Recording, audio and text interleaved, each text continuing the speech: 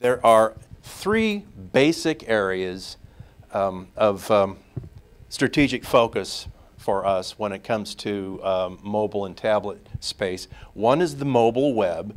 One is apps that are displayed on small devices, the 3 to 6 inch, 3 to 5 inch phones.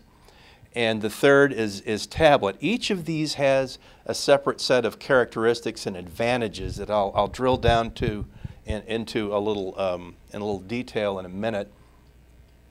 But you'll notice there's one thing not here. We've got mobile web, mobile apps, tablet apps. We don't have tablet web. At this point, our thinking is that the size of the tablet market is still pretty small.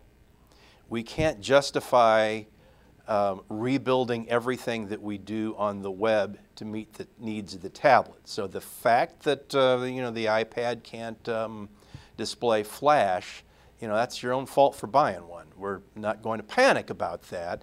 We're going to address it in a future revision, but it's probably a year or so down the road before we get serious about that. We think that where we will land long term is a new kind of web presentation that will be built around HTML5.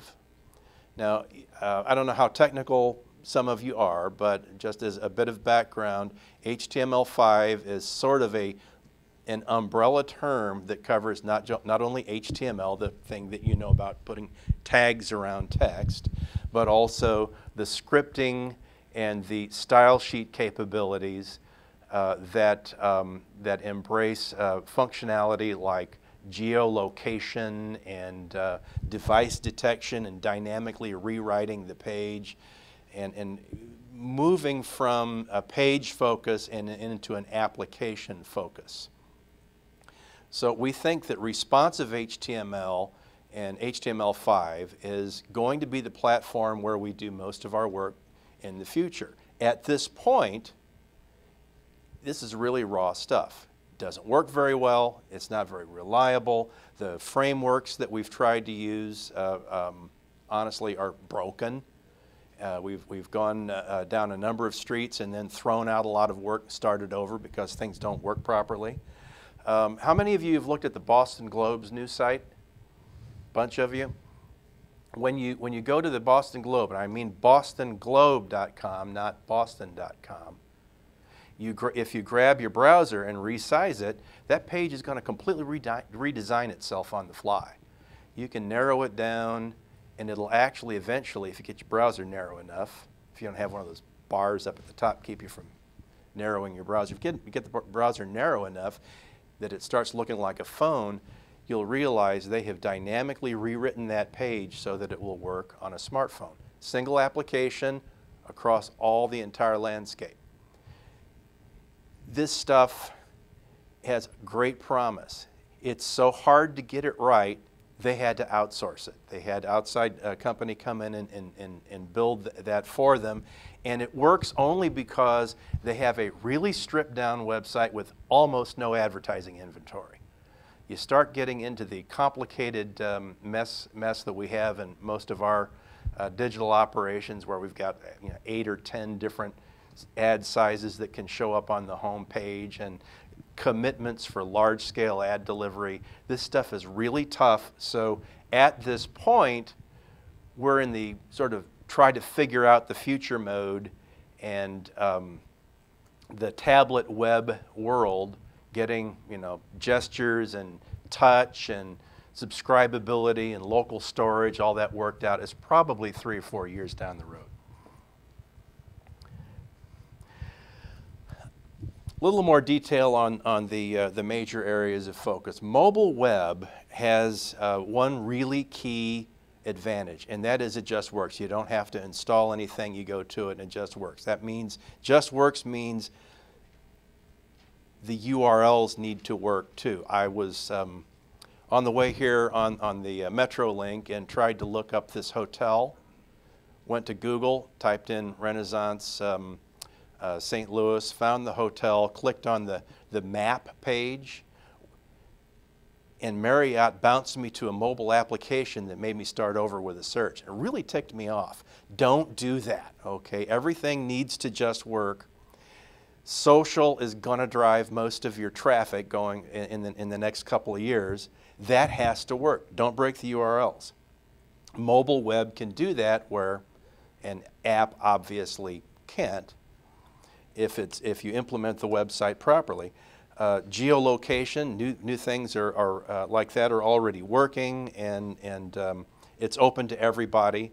The downside, as we and most companies have implemented it, is we've gone out and built basically mobile versions of the newspapery websites that we built 10 years ago.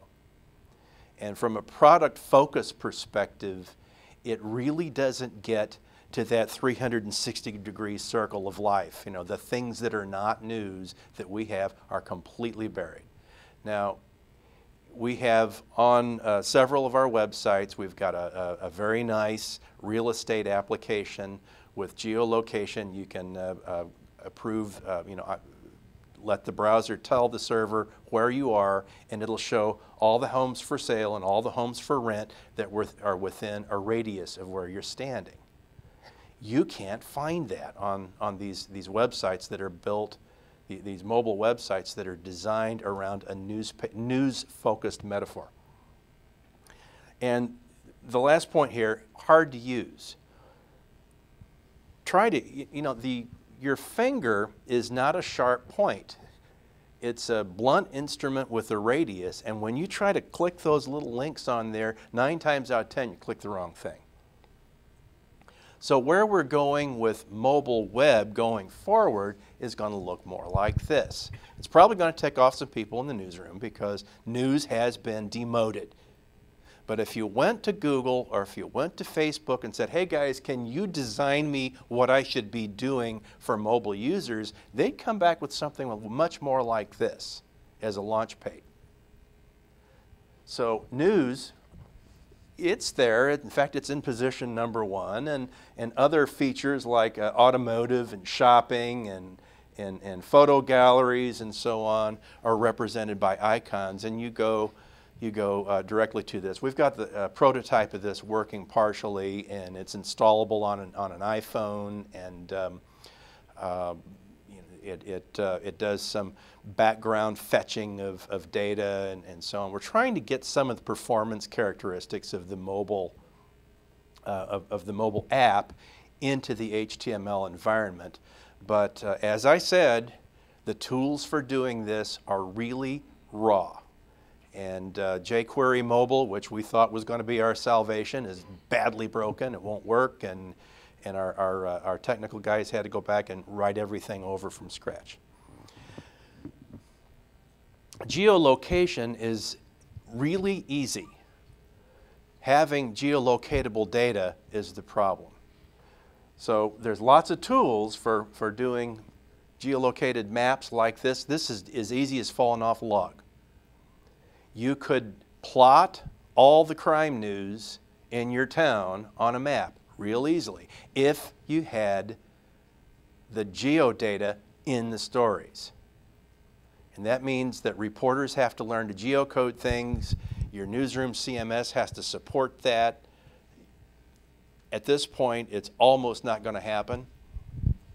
Other people will do it instead, and we'll all get left behind. So it's a data problem, not a technology problem. In addition to the mobile web, we're obviously doing a lot of work with mobile apps, and they're very easy to deploy. There's lots of vendors that will hand you a solution. Typically, they're driven by a data feed, RSS feed. And because they're easy to put together, we've been deploying niche sites. So in Jacksonville, we have a niche sports site. We have a niche site for called Pod Rods for car nuts. All of this is fed out of the core database for the web. And then of course we have the overall website. And in some cases, some of these could be paid applications. In general, we've done most of them as free apps. All together, all of the apps together, even in Jacksonville, the market where we've done the most app experimentation, usage still trails the mobile web stuff by a substantial percentage. So let's look at the tablet part of this. When the tablet came along, not surprisingly, the people who rushed out to buy tablets first were the ones with the largest disposable income. So that means the boss wound up with a tablet. The boss's boss wound up with a tablet. The boss's boss's boss wound up with a tablet, and I didn't. So the tablets are in the hands of senior corporate executives. Many of them are pretty traditional, and they're thinking about what media ought to be.